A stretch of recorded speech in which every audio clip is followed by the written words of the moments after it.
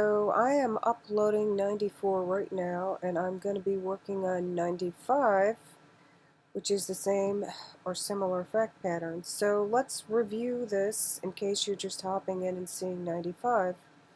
So you got these two guys, Daniel and Paul, and they were involved in an auto accident together. And Paul sued Daniel for 10K or 10,000, alleging that Daniel was negligent. Now, Daniel's liability depends on whether or not he had the green light at the time of the accident, and each party claims to have had the green light. Of the two other witnesses, one says that Paul did have the green light. Now, before trial, Daniel offered Paul $5,000 to settle all claims arising from the accident, and Paul accepted the offer. So, on 95, we have assume the same facts in 94, except that instead of suing for 5,000, Paul prosecuted his 10,000 negligence action. Daniel defended on the ground that his liability, if any, has been replaced by his obligation on his 5,000 promise. What is the result of this defense? Now, you have A, Paul wins because the promise to pay 5,000 was void from the outset, or B, Paul wins because Daniel repudiated his promise.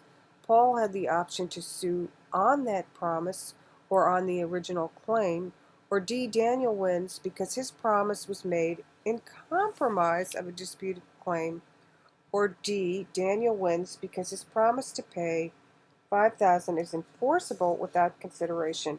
Now pause here, I'm going to give you the answer. The answer is B. Paul wins because after Daniel repudiated his promise, Paul had the option to sue on that promise or the original claim. Now, remember when you're studying contracts, if you look here on this part, Paul could sue for the 5,000, or he could bring back his original claim because Daniel repudiated his promise to pay Paul. So when you have repudiation, maybe I can find the law here. Oh, sorry, this is the one that's going up. So let's look up repudiation. Why is my computer going so slow? Okay. Contract. It removes the obligation, basically. I don't know the exact law. It might be in restatement. Um, um, Maybe it's under remedies, but repudiation damages. Okay, so repudiation of contract.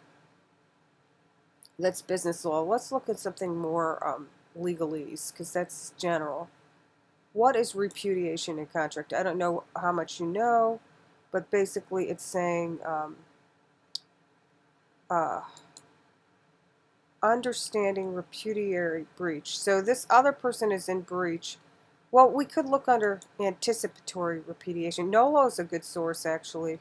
I was trying to find a good source because you want to go to good sources. Now, Wikipedia is not always the best source, but if you so repudiation and retraction, measuring damages. So if you're in a contract and someone now, of course, you're going to look at what law governs in the contract formation, and it's not goods or services. This is a tort suit that involves a court case where they're litigating, and then a contract that's formed at court. And that's kind of tricky too, because on its face, you look at it and you're like, "Oh, this is torts." No, it's a contract agreeing not to sue or to settle. So it's governed by common law, and so they don't have law dictionary, breach of contract. Anyway, they're not obligated once somebody repudiates. They're not obligated to the 5,000. That they can sue now.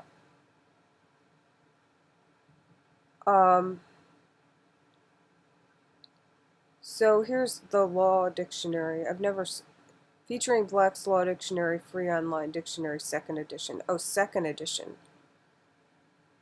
Okay, that's a really old edition, by the way. I have a newer edition of the book. But yeah. Well, if you want to pause here or look around, you can. I mean, it's pretty self-explanatory, but you might want to read the Black Letter Law. Enforcing a settlement.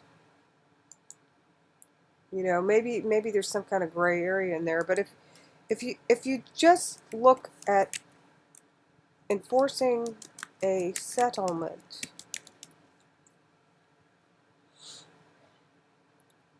what's a motion to see? Now this gets into civil procedure, and you know, basically you're not being tested on that. This is Alabama Consumer. I don't know. A motion to enforce a settlement, where asking the court to enforce the terms of a settlement to make the defendant do what the defendant promised when it's settled. A case gets settled sometimes. We don't have the settlement agreement already finalized. And the company we have sued want to add terms and conditions that we never agreed to. The most common example is a super confidentiality, so we can never talk about the case. Well, anyhow, there's a lot of places you can go to look for it, but just let's keep it simple, okay? If you're in breach and somebody repudiates the contract, you know, and you can prove it's a binding agreement, you know, it's a bargain for exchange that's not honored by one of the parties. That removes the obligation of the other party. Breach occurs when a party contract fails to fulfill her obligation as described, or communication and intent to fail the obligation otherwise appears to be able to perform his or her obligation under the contract. Now there's a minor breach or a material breach, and you can sue for specific performance or actual damages.